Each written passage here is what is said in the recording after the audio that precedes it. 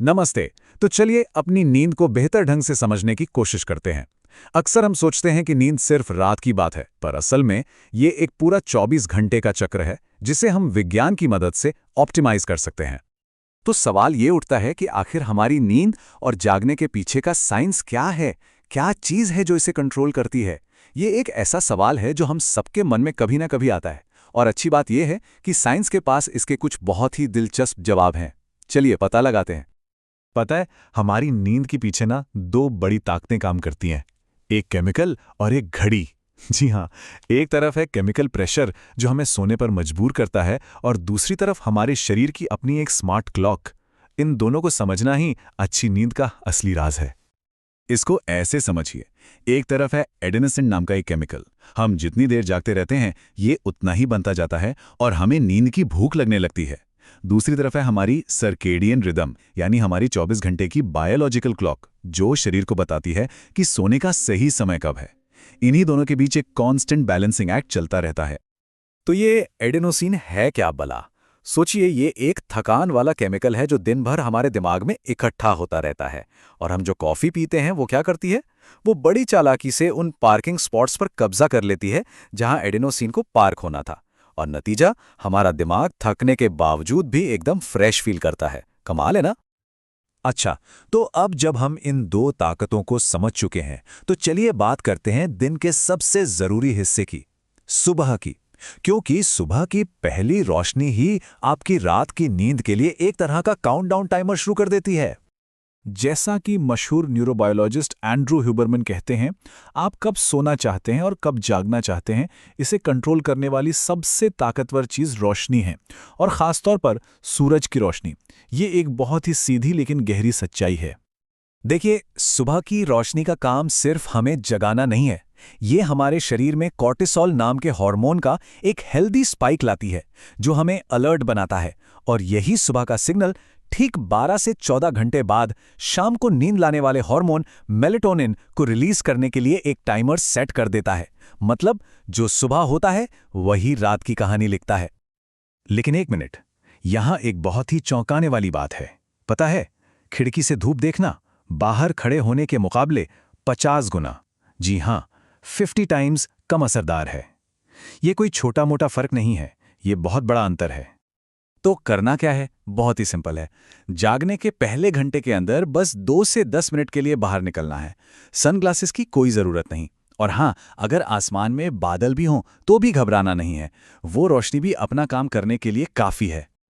चलिए, सुबह की बात तो हो गई, पर उस दोपहर की सुस्ती का क्या, जो हम सबको महसूस होती है? घबराने की कोई बात नहीं, साइंस के पास इसके लिए भी कुछ कमाल के उपाय हैं, जो रात की नींद को भी खराब नहीं करेंगे। हमारे पास दोपहर के लिए दो बहुत अच्छे ऑप्शंस हैं। एक छोटी सी झपकी, मतलब 1 घंटे से कम की, काफी फायदेमंद हो सकती है। पर कुछ लोगों को झपकी के बाद और ज्यादा सुस्ती महसूस होती है। उनके लिए एक दूसरा कमाल का विकल्प है, जिसे कहते हैं नॉन स्लीप डीप रेस्ट या एनएसडीआर। एनएसडीआर में योग निद्रा जैसी प्रैक्टिसेस आती हैं। ये असल में एक तरह का गाइडेड मेडिटेशन है, जो हमारे दिमाग को गहरे आराम की अवस्था में ले जाता है। ये सिर्फ रिलैक्स करने के बारे में नहीं है, ये असल में हमारे नर्वस सिस्टम को ये सिखाता है कि जब चाहें तब ब्रेक कैसे लगाना है, और ये स्किल रात को सोते समय बहुत काम आ सकती है।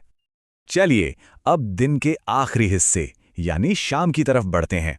यहां हमारा गोल है कि हम मेलाटोनिन के नेचुरल राइज को डिस्टर्ब होने से बचाएं। हमें उस नींद के सिग्नल को प्रोटेक्ट करना है जिसे हमने सुबह सुबह सेट किया था। अब यहां हमारे शरीर की एक बड़ी अजीब बात सामने आती है। जैसे जैसे दिन ढलता है, हमारी आंखें रोशनी के लिए बहुत ज्यादा सेंसिटिव हो जाती है। जहां सुबह हमें अपनी बॉडी क्लॉक शुरू करने के लिए तेज धूप चाहिए होती है, वहीं शाम को एक छोटी सी आर्टिफिशियल लाइट भी हमारी घड़ी को गड़बड़ कर सकती है। और यहीं से शुरू होता है रात का लाइट डेंजर जोन। रात 8 बजे के बाद तेज ओवरहेड लाइट से बचना चाहिए, खासकर रात 11 बजे से सुबह 4 बजे के बीच। इस समय की रोशनी हमारे मोटिवेशन एंड मूड वाले केमिकल डोपामिन को दबा सकती है, जिसका असर अगले पूरे दिन महसूस होता है। तो शाम के समय लाइट को मैनेज करने के लिए क्या किया जा सकता है? कुछ बहुत ही आसान से नियम है। लाइट्स को कमरे में नीचे की तरफ रखें, सिर के ऊपर नहीं। रोशनी को डिम रखें। हो सके तो वार्म यानी रेडिश टोन वाली लाइट्स का इस्तेमाल करें। और एक प्रो टिप, सूर्यास्त देखना आर्टिफिशियल लाइट के बुरे असर को कम करने में मदद कर सकता है। अब जब ये सारे बिहेवियरल टूल्स अपनी जगह पर हों, तभी हम सिस्टम को फाइन ट्यून करने के लिए सप्लीमेंट्स के बारे में सोच सकते हैं। याद रखिए, ये आखिरी स्टेप है, पहला नहीं। इस बात को बिल्कुल साफ साफ समझ लेना है, बिहेवियर फर्स्ट, आदतें सबसे पहले आती हैं। हमारी जीवन शैली ही हमारी नींव है। सप्लीमेंट्स उस नींव को और मजबूत तो कर सकते हैं, लेकिन उसकी जगह कभी नहीं ले सकते। तो अगर सप्लीमेंट्स की बात करें तो कुछ ऑप्शंस हैं। मैग्नीशियम थ्रियोनेट, जो जल्दी और गहरी नींद लाने में मदद कर सकता है। थियानीन, जो हमारे दौड़ते हुए दिमाग को शांत करने में मदद करता है। और एपिजिनीन, जो कैमोमाइल चाय में भी पाया जाता है और नींद का एहसास कराता है। लेकिन यहां पर ध्यान देना बहुत जरूरी है। एपिजिनिन एक बहुत ही पावरफुल ईस्ट्रोजन इनहिबिटर है। ईस्ट्रोजन पुरुषों और महिलाओं दोनों की हेल्थ के लिए एक जरूरी हार्मोन है, इसलिए इसका लेवल बहुत कम करना नुकसानदेह हो सकता है। तो इसे इस्तेमाल करने से पहले अच्छी तरह से रिसर्च जरूर कर लें। तो आखिर में इन सब बातों का निचोड़ क्या है? निचोड़ ये है कि हमें अपने शरीर को कुछ मजबूत और लगातार मिलने वाले एंकर्स देने हैं। रेगुलरिटी, खासकर रोशनी को लेकर, यही वो चीज़ है जो बेहतर हेल्थ के लिए हमारे पूरे सिस्टम को स्टेबल करती है। तो अब सवाल ये है कि कल से अपनी नींद को बेहतर बनाने के लिए हम कौन सा एक एंकर सेट करने वाले हैं? क्या वो सुबह की धूप में बाहर निकलना होगा या फिर शाम की रोशनी को डिम करना? याद रखिए, एक छोटा सा बदलाव ही एक बड़े सुधार की शुरुआत हो सकता है।